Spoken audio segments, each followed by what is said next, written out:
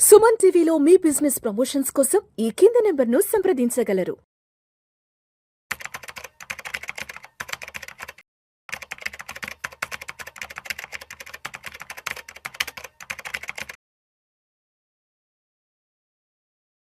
నమస్తే, welcome to Suman TV. నేను విష్ణు. ప్రస్తుతం నాతో పాటు QPFP qualified person finance professional Sairam గారు ఉన్నారు. అని వారితో మాట్లాడదాం. సార్, సాయిరామ్ గారు నమస్తే సార్. నమస్తే sir. Yes, welcome to Suman TV. Thanks అండి. సో ఈ వీడియోలో కాస్త డీటెయిల్గా ఎన్ఆర్ఐ ఇన్వెస్ట్మెంట్స్ గురించి మాట్లాడుకుందాం. సో మాట్లాడుకునే ముందు అసలు ఫస్ట్ అక్రిడేటెడ్ ఇన్వెస్టర్ స్టేటస్ అంటే ఏంటి, ఎస్పెషల్లీ ఇది ఎన్ఆర్ఐలకు ఎలా ఉపయోగపడుతుంది? సో అక్రిడేటెడ్ ఇన్వెస్టర్ అంటే ఎవరికైతే ఫైనాన్షియల్ స్ట్రెంత్ కొంచెం ఎక్కువ ఉంటుంది అండ్ ఈ పెట్టుబడిలో ఉన్న రిస్క్ని ఎక్కువగా భరించగలరో వాళ్ళనే అక్రిడేటెడ్ ఇన్వెస్టర్ అంటారు. వీళ్ళకి it can be an person or an organisation. అంటే మనకి హెచ్యుఎఫ్లో కూడా తీసుకోవచ్చు, కంబైన్డ్గా తీసుకోవచ్చు, నెక్స్ట్ ఏదైనా కంపెనీ పేరు మీద కూడా తీసుకోవచ్చు. సింపుల్గా మనం పర్సన్ లెవెల్లో మాట్లాడుకుందాం. సో వీళ్ళకి ఏంటంటే నార్మల్ పీపుల్కి అందుబాటులో లేని కొంచెం complex investment opportunities, high risk investment ఆపర్చునిటీస్కి ఎంట్రీ ఉంటుంది. సో సింపుల్గా చెప్పాలంటే రిస్క్ ఎక్కువ ఉన్న పెట్టుబడులను అర్థం చేసుకొని ఇన్వెస్ట్మెంట్ చేసే వాళ్ళని అక్రెడిటెడ్ ఇన్వెస్టర్ అనొచ్చు. సో వీళ్ళకి మెయిన్గా ఎలిజిబిలిటీ క్రైటీరియా చూస్తే కనుక ఫస్ట్ ఏంటంటే యాన్యువల్ ఇన్కమ్ అనేది 2 crores కన్నా ఎక్కువ ఉండాలి. ఓకే. ఎవరికైతే శాలరీ కనుక 2 crores అబవ్ ఉన్నా లేదా బిజినెస్ ఇన్కమ్ అన్ని కలుపుకొని 2 crores అబవ్ ఉన్నా కానీ స్ట్రైట్ అవే వాళ్ళు ఈ ఎలిజిబిలిటీని ఫుల్ఫిల్ చేయొచ్చు. లేదు అనుకుంటే కనుక 7.5 crores నెట్వర్త్ ఉండాలి. ఈ 7.5 crores కూడా సగం అనేది ఫైనాన్షియల్ అసెట్స్లో ఉండాలి. థర్డ్ క్రైటీరియా ఏంటంటే ఇది క్లబ్ చేసి ఉంటుంది, ఇన్కమ్ ప్లస్ నెట్వర్త్ క్రైటీరియా. ఇన్కమ్లో ఏంటంటే మినిమం 1 crore ఉండాలి, ప్లస్ 5 crores నెట్వర్త్ ఉండాలి. ఈ నెట్వర్త్లో కూడా మళ్ళీ సగం అనేది ఫైనాన్షియల్ అసెట్స్లోనే ఉండాలి. సో ఈ ఎలిజిబిలిటీ ఉంటే కనుక వాళ్ళు అక్రెడిటెడ్ ఇన్వెస్టర్ స్టేటస్కి అర్హులవుతారు. సో ఈ కాన్సెప్ట్ అసలు ఎందుకు వచ్చింది అంటే కనుక వీళ్ళు రిస్క్ని కొంచెం ఎక్కువగా అర్థం చేసుకోగలరు. జనరల్గా 1 CR 2 CR ఇన్కమ్ ఉంది అంటే కనుక వాళ్ళు కొంచెం సీనియర్ లెవెల్ ఆఫ్ మేనేజ్మెంట్ కానీ కొంచెం ఎక్కువ అనుభవం ఉన్న వాళ్ళు కానీ అయి ఉంటారు. వాళ్ళకి ఆ రిస్క్ తీసుకునే కేపబిలిటీ కూడా ఎక్కువ ఉండొచ్చు. ఇప్పుడు వాళ్ళకి ఒక 1 CR ఇన్వెస్ట్ చేసినప్పుడు ఒక 5 lakhs పోయినా కానీ పెద్దగా లాస్ ఉండదు. అదే నార్మల్ పర్సన్కి అయితే కనుక ఆ రిటైల్ ఇన్వెస్టర్కి అయితే వాళ్ళకి ఆ సంపాదన తక్కువ ఉంటుంది కాబట్టి ఆ లాస్ అనేది ఎక్కువగా ఉండొచ్చు. నెక్స్ట్ ఏంటంటే వీళ్ళు ప్రోడక్ట్ అనేది కొంచెం డీప్గా అర్థం చేసుకునే క్యాపబిలిటీ ఉన్నవాళ్ళు. సో దానికని చెప్పేసి సెబీ ఈ కాన్సెప్ట్ని తీసుకొచ్చింది. ఇది వెస్టర్న్ వరల్డ్లో ఆల్రెడీ ఎప్పటి నుంచో ఉంది, మనకు కూడా తీసుకొచ్చింది. వీళ్ళు ఎలాంటి వాటిలో మెయిన్గా ఇన్వెస్ట్ చేస్తుంటారంటే ఏఎఫ్స్, ఆల్టర్నేటివ్ ఇన్వెస్ట్మెంట్స్, మెయిన్గా కేటగిరీ 1, కేటగిరీ 2. మన రిటైలర్స్ ఏంటంటే కేటగిరీ 3లో ఎక్కువ పెడుతూ ఉంటారు. వీళ్ళు ఏంటంటే కేటగిరీ 1 కానీ కేటగిరీ 2 కానీ మెయిన్గా ఇన్వెస్ట్ చేస్తుంటారు. నెక్స్ట్ స్టార్టప్ కానీ ఏంజల్ ఇన్వెస్టర్స్గా కానీ ఉంటారు. వాళ్ళు డైరెక్ట్గా ఏంజల్ ఇన్వెస్టర్గా మారైనా పెడతారు, లేదా ఒక గ్రూప్ ఆఫ్ కన్సార్టియంగా అయినా ఏర్పడి కంపెనీస్లో ఇన్వెస్ట్ చేస్తూ ఉంటారు. Next private equity. So stock మార్కెట్లో అందుబాటులో లేని కంపెనీస్లో కూడా వీళ్ళు ఇన్వెస్ట్ చేస్తారు. It can B they can buy equity లేదా డెట్ ద్వారా కూడా వాళ్ళు ఇన్వెస్ట్ చేస్తూ ఉంటారు. నెక్స్ట్ స్ట్రక్చర్డ్ ప్రొడక్ట్స్ అని ఉంటాయి. బాండ్స్లో కూడా మనకి పుటబుల్ బాండ్స్, కాలబుల్ బాండ్స్ అని ఉంటాయి. సో ఇలాంటి కొంచెం నార్మల్గా బాండ్ అంటే ఏంటంటే మనం ఇన్వెస్ట్ చేస్తాం, మంత్లీ ఇంట్రెస్ట్ వస్తుంది. బట్ ఇక్కడికి వచ్చేసరికి పుటబుల్ బాండ్ అంటే ఏంటంటే ఇన్వెస్టర్కి రైట్ ఉంటుంది, నాకు ఎప్పుడు కావాలంటే అప్పుడు ఇష్యూర్ మనీ ఇవ్వాలి. ఇది ఏంటంటే నార్మల్ వాళ్ళకంటే కొంచెం డిఫరెంట్గా ఉంటుంది. మనం ఎఫ్డీ చేస్తే మెచ్యూర్ అయినప్పుడే వస్తుంది, లేదా ఏదైనా బాండ్ కొనుక్కుంటే మార్కెట్లో అది మెచ్యూర్ అయినప్పుడే వస్తుంది, లేదా మనకు సెకండరీ మార్కెట్లో అమ్ముకోవాలి. బట్ ఈ స్ట్రక్చర్డ్ ప్రోడక్ట్ ఏం చేస్తుందంటే పుటబుల్ బాండ్స్ అంటే డైరెక్ట్గా నాకు అవసరం ఉంది లేదా మార్కెట్లో ఇంట్రెస్ట్ రేట్లు చేంజ్ అవుతున్నాయి అన్నప్పుడు నేను ఇష్యూవర్కే యూజ్ చేయొచ్చు. నెక్స్ట్ ఎస్ఐఎఫ్స్ పెడతారు. నెక్స్ట్ పిఎంఎస్, గిఫ్ట్ సిటీ, ఇలాంటి వాటిలో మెయిన్గా వాళ్ళు ఇన్వెస్ట్ చేస్తూ ఉంటారు. ఇవన్నీ ఏంటంటే నార్మల్ రిటైల్ ఇన్వెస్టర్స్కి అయితే కనుక ఎలిజిబిలిటీగా మినిమం 1 crore 50 lakhs ఇలా ఉంటూ ఉంటాయి. సో ఎవరైతే అక్రెడిటర్ స్టేటస్లో ఉంటారో వీళ్ళు తక్కువ ఎంట్రీ బ్యారియర్తోనే వీళ్ళు రావచ్చు. మీరు చూసినట్లయితే అన్ని ప్రొడక్ట్స్లో కూడా కొంచెం రిస్క్ ఎక్కువ ఉంటుంది, at the same time return కూడా మనకి ఎక్కువగా వస్తుంటుంది. సో ఈ పైన ఉన్న ఈ ఇన్వెస్ట్మెంట్స్లో కూడా చూస్తే కనుక లిక్విడిటీ అనేది కొంచెం తక్కువగా ఉండొచ్చు. నేను స్టార్టప్లో ఇన్వెస్ట్ చేశాను, నాకు ఈజీగా లిక్విడిటీ అనేది ఉండదు. అండ్ ఇంకోటి ఏంటంటే లాస్ మేకింగ్ ఛాన్స్ చాలా ఎక్కువ. ఆ కంపెనీ వర్కౌట్ అవుతుందో లేదో తెలియదు, వర్కౌట్ అవ్వకపోతే కనుక నేను పెట్టిన పెట్టుబడి మొత్తం పోవచ్చు. సో ఆ లాస్ అనేది ఎక్కువ ఉంటుంది. అంటే ట్రాన్స్పరెన్సీ చాలా తక్కువగా ఉంటుంది. ఇన్ఫర్మేషన్ అనేది మనకి పబ్లిక్లో అంతగా అవైలబుల్ ఉండదు. అదే లిస్టెడ్ కంపెనీస్ అయితే కనుక మనకి ఇన్ఫర్మేషన్ స్టాక్ ఎక్స్చేంజెస్ ద్వారా అవైలబుల్ ఉంటుంది. మ్యూచువల్ ఫండ్స్ అయితే మనకి చాలా వెబ్సైట్స్ ఉన్నాయి, ఆ డేటా మొత్తం తీసుకోవచ్చు. But if I invest via gift city, చాలా మందికి ఇన్ఫర్మేషన్ అయితే అవైలబుల్ లేదు ప్రెసెంట్. నేను పిఎంఎస్లో ఇన్వెస్ట్ చేశాను, ఆ పిఎంఎస్ మేనేజర్ చెప్పిందే మనం తీసుకోవాలి. అంతగా ఎక్కువ ఇన్ఫర్మేషన్ అయితే బయట మార్కెట్లో లేదు. సో ఇన్ఫర్మేషన్ తక్కువ ఉన్న ప్రొడక్ట్స్లో వీళ్ళు మెయిన్గా ఇన్వెస్ట్ చేస్తూ ఉంటారు. రైట్. ఫర్ ఎగ్జాంపుల్ ఒక పర్సన్ తీసుకొచ్చి 10 crores ఉంది ఆయనకి నెట్వర్క్, అందులో ఒక 1 CR తీసుకొచ్చి ఒక 5 స్టార్టప్స్లో పెట్టాడు. అందులో ఒక స్టార్టప్ క్లిక్ అయితే బాగా మనీ వచ్చింది, కానీ మిగతా 4 పోయే ఛాన్స్ కూడా ఉంది. సో నేను 2024లో చూశాను, ఒక ఏంజల్ ఇన్వెస్ట్మెంట్లో ఒక అతను 25 lakhs పెట్టాడు. అందులో ఓన్లీ 2 lakhs ఆఫ్ ఇన్వెస్ట్మెంట్ మాత్రమే బాగా పెరిగింది, మిగతా అన్నీ నార్మల్గా ఎక్కడ ఉన్నాయి అక్కడే ఉన్నాయి ఆఫ్టర్ 3-4 years తర్వాత కూడా. సో ఈ రిస్క్ టేకింగ్ కేపబిలిటీ వాళ్ళకు ఉంటుంది కాబట్టి వీళ్ళు ఇట్లాంటి ప్రొడక్ట్స్లో ఎక్కువ ఇన్వెస్ట్ చేస్తారు. అండ్ దానికి కౌంటర్ సైడ్ ఏంటంటే వర్కౌట్ అయితే చాలా బాగా వర్కౌట్ అవుతుంది. ఫ్లిప్కార్ట్లో 2010లో 10 lakh rupees ఇచ్చిన వాళ్ళకి 2020లో వాల్మార్ట్ తీసుకున్నప్పుడు ఆల్మోస్ట్ 100 crores పైన వచ్చింది.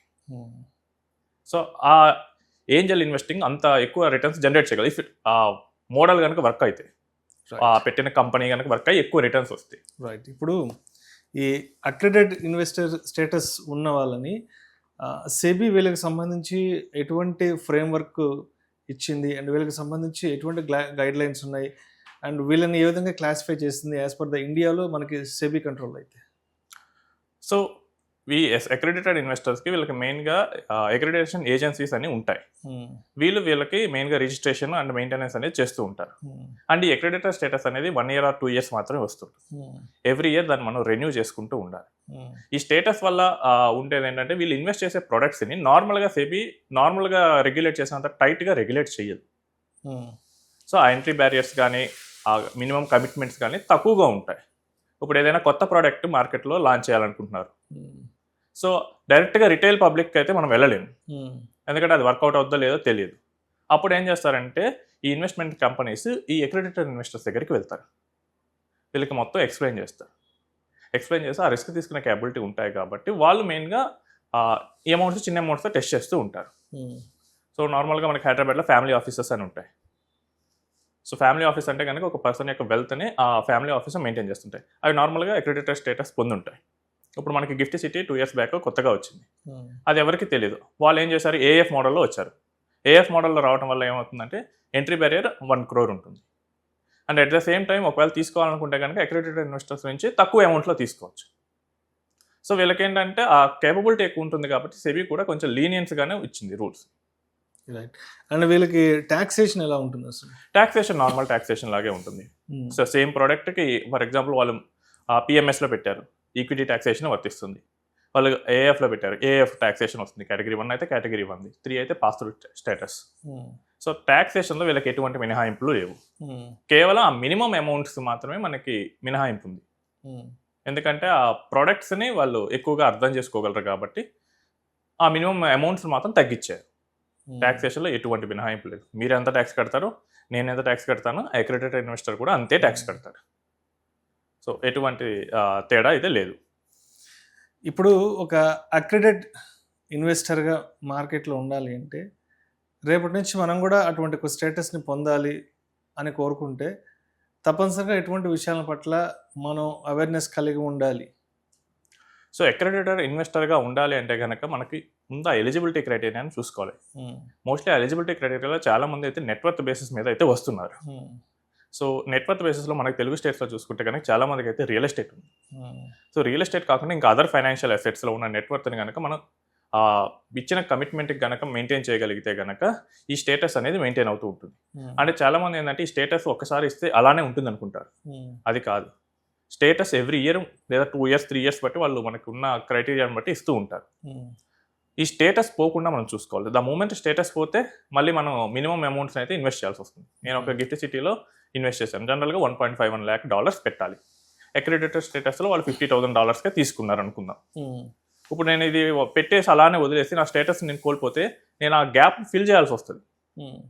సో నేను ప్రతిసారి నా స్టేటస్ ఎవ్రీ ఇయర్ నాకు రెన్యూ అయిందా లేదా, ఆ టైం లోపల రెన్యూవల్ ఉందా లేదా, ఇది మెయిన్గా చూసుకోవాలి. దీనికి మనకి అక్రెడిటేషన్ ఏజెన్సీస్ అయినా బిఎస్సి కానీ సిడిఎస్ఎల్ కానీ ఎన్ఎస్డిఎల్ కానీ ఉంటాయి. వీళ్ళకి మనం టైమ్లీ అప్లికేషన్స్ అనేది పెట్టుకోవాల్సి వస్తుంది. అండ్ ఇవి మోస్ట్లీ సెల్ఫ్ సర్టిఫైడ్ గానే ఉంటాయి. మన చార్టెడ్ అకౌంట్ దగ్గరికి వెళ్ళి మన వెల్త్ అనేది సర్టిఫై చేయాల్సి వస్తుంది. సో చాలా మందికి రియల్ ఎస్టేట్ ఉంటుంది కాబట్టి రియల్ ఎస్టేట్ సగం నాన్ ఫైనాన్షియల్ పార్ట్ తీసుకుంటుంది. ఫైనాన్షియల్ పార్ట్లో గోల్డ్ తీసుకోవచ్చు, ఎఫ్డీస్ తీసుకోవచ్చు, మ్యూచువల్ ఫండ్స్ తీసుకోవచ్చు. ఇలాంటి ఫైనాన్షియల్ అసెట్స్ ఏమైనా పెట్టేసుకుని మనం ఆ నెట్వర్క్ మెయింటెనెన్స్ అనేది కరెక్ట్గా చూసుకుంటే కనుక సరిపోతుంటుంది. ద మూమెంట్ స్టేటస్ పోతే కనుక మళ్ళీ మనం నార్మల్ ఇన్వెస్టర్ అయిపోతాం. నార్మల్ ఇన్వెస్టర్ అయితే కనుక మిగిలిన బ్యాలెన్స్ అనే అమౌంట్ అనేది మనం పెట్టాల్సి రావచ్చు. సో ఆ టైంలో కనుక మనకి మనీ లేకపోతే రిడెంప్షన్ అనేది ఫోర్స్ఫుల్గా చేయొచ్చు. ఓకే. సో ఆ ప్రోడక్ట్ అప్పుడు మనం ఆ అమౌంట్స్ అనేది కరెక్ట్గా మెయింటైన్ చేసుకుంటూ ఉండాలి. సో ఈ అక్రెడిటెడ్ ఇన్వెస్టర్స్ మన ఎన్ఆర్ఐస్కి ఎందుకు బెనిఫిట్ అని అడిగారు. సో మన ఎన్ఆర్ఐస్ అయితే చూస్తే కనుక mainly NRIs US, Telugu states వాళ్ళు యూఎస్లో ఉంటారు. వీళ్ళకి శాలరీస్ $100K యావరేజ్గా ఎత్తుకుంటుంది. వైఫ్ అండ్ హస్బెండ్ కలుపుకుంటే $200K కూడా ఉండొచ్చు. నేను పెట్టిన ఫస్ట్ కండిషన్ ఏంటంటే యాన్యువల్ ఇన్కమ్ 2 crores ఉండాలి. దాన్ని ఈజీగా క్రాస్ చేస్తారు. ఒకవేళ లేదు అనుకుంటే 1 crore + 5 crores నెట్వర్క్. చాలా మంది ఎన్ఆర్ఐస్ అయితే కనుక వాళ్ళకి ప్రైమరీ హోమ్ ఉంటుంది, నెక్స్ట్ కొంత పొలాలు కానీ స్థలాలు కానీ కొనుక్కొని ఉంటారు. వాళ్ళు ఏంటంటే ఈ అక్రెడిటెడ్ స్టేటస్ని వాళ్ళు ఆల్రెడీ పొందుంటారు ఎలిజిబిలిటీ దాటేసి. ఇప్పుడు వాళ్ళు కనుక అక్రెడిటెడ్ స్టేటస్ని కనుక అప్లై చేసుకుని ఉంటే కనుక వాళ్ళు నార్మల్ ఇన్వెస్టర్స్కి దొరకని ప్రీమియర్ ఆప్షన్స్ వాటిలో ఇన్వెస్ట్ చేయగలరు. ఓన్లీ మనకేంటంటే ఇవి ఏంజల్ ఫండ్స్లో పెట్టగలరు. ఏంజల్ ఫండ్స్ 25 lakhs మాత్రమే. అక్రెడిటేషన్ ఓన్లీ ఫండ్స్ ఉంటాయి, వెంచర్ క్యాపిటలిస్ట్ ఫండ్లు ఉంటాయి. ఆ ఓన్లీ కొంత ఫండ్స్ అయితే అక్రెడిటెడ్ ఇన్వెస్టర్స్ కోసమే లాంచ్ చేస్తారు. ఇలాంటి వాటిలో టెస్ట్ చేయొచ్చు. సో మనకున్న వెల్త్లో ఒక 5%, 10% ఇలాంటి high risk and high return వచ్చే వాటిలో మనం ఇన్వెస్ట్ చేయొచ్చు. సో జొమాటో లాంచ్ అయినప్పుడు షేర్ హోల్డర్స్కి ఎంతో ప్రాఫిట్ వచ్చింది. సో జొమాటో కూడా స్టార్టింగ్ స్టేజ్లో ఫ్రెండ్స్ అండ్ ఫ్యామిలీస్, ఆ తర్వాత నుంచి చిన్న చిన్న సిరీస్ రౌండ్స్లో పార్టిసిపేట్ చేసేది ఏంజల్ ఇన్వెస్టర్సే. ఆ తర్వాత వీసీస్ వస్తారు. వీసీస్ అంటే వాళ్ళకి ఉండే క్లయింట్స్ ఎవరు? ఇలాంటి అక్రెడిటెడ్ ఇన్వెస్టర్సే. సో ఆ రిటర్న్ ఎక్కువ వచ్చే ఆపర్చునిటీస్కి అయితే మనకి స్కోప్ ఉంటుంది. అండ్ నార్మల్గా మనం ఎక్కువ అమౌంట్ కూడా పెట్టాల్సిన అవసరం ఉండదు. ఓకే. సో మనకేంటంటే వెల్త్ ఎక్స్ప్లోర్ అయ్యే ఆపర్చునిటీస్ ఇక్కడైతే ప్రెజెంట్ అయి ఉంటాయి. జస్ట్ మనం ఆ ఎలిజిబిలిటీని కంప్లీట్ చేసుకొని జస్ట్ డాక్యుమెంటేషన్ కంప్లీట్ చేసుకుంటే కనుక ఇలాంటి కాంప్లెక్స్ ఆపర్చునిటీస్లోకి మనం ఎంటర్ అయ్యి మన వెల్త్ని మనం ఎన్నో రెట్లు పెంచుకోవచ్చు. It is not possible with a normal mutual fund are PMS. So ఈ నార్మల్ ప్రోడక్ట్స్ ఏంటంటే మనకి ట్రెడిషనల్గా ఉంటాయి. అండ్ ఇంకోటి ఏంటంటే మనకి పోర్ట్ఫోలియో డైవర్సిఫైడ్గా ఉంటుంది. మీరు చూస్తే కనుక last 2 years Indian markets haven't given any return, but global markets return బాగా ఇచ్చాయి. సో నేను గ్లోబల్ మార్కెట్స్లో కూడా పెట్టే నాకు స్కోప్ ఉంటుంది ఏఎఫ్ ద్వారా. సో ఇలాంటి డైవర్సిఫికేషన్ ఉంటుంది. అండ్ ఇంకోటి ఏంటంటే మనకి if you go with an private equity, నార్మల్గా మనకి వాల్యుయేషన్ అనేది ఎవ్రీ మూమెంట్ ఉండదు కాబట్టి మనం మెయిన్ మార్కెట్ మ్యూచువల్ ఫండ్ పడినా కానీ మన టోటల్ నెట్వర్క్ అనేది కదలకుండా ఉంటుంది. సో ఫర్ ఎగ్జాంపుల్ నాకు 10% గోల్డ్లో పెట్టుకున్నాను, 10% ప్రైవేట్ ఈక్విటీ పెట్టుకున్నాను, నార్మల్గా మ్యూచువల్ ఫండ్స్ 30% పెట్టుకున్నాను. ఇప్పుడు ఏమవుతుంది, మ్యూచువల్ ఫండ్స్ నార్మల్గా ఒక 15% పడింది. సో ఆ 30%లో ఉన్న 15% మాత్రమే పడుతుంది. అంటే టిపికల్లీ ఒక 4-5% మాత్రమే పడుతుంది. అదే అలా కాకుండా నేను నార్మల్గా అందరిలాగా చేస్తానంటే 50% నేను మ్యూచువల్ ఫండ్స్లోనే పెడతానంటే కనుక అప్పుడు మనకేంటంటే స్కోప్ అనేది లిమిటెడ్గా ఉంటుంది. Because they will invest mostly in India's top 1000 companies, but opportunities are beyond that. Uh beyond opportunities కోసం ఎవరైతే చూస్తుంటారో వాళ్ళకి ఈ స్టేటస్ అనేది చాలా ఈజీగా ఉపయోగపడుతుంది ఎంట్రీ పాయింట్ కింద. Right. Thank you sir. Thank you so much Sai Ram గారు. అక్రెడిటెడ్ ఇన్వెస్టర్ స్టేటస్ అంటే ఏంటి, సో ఇది అంటే దీంట్లో ఇన్వెస్ట్మెంట్ చేసుకుంటే ఎటువంటి బెనిఫిట్స్ ఉంటాయి అన్న దాని గురించి చక్కగా తెలియజేశారు. Thank you so much sir. Thanks.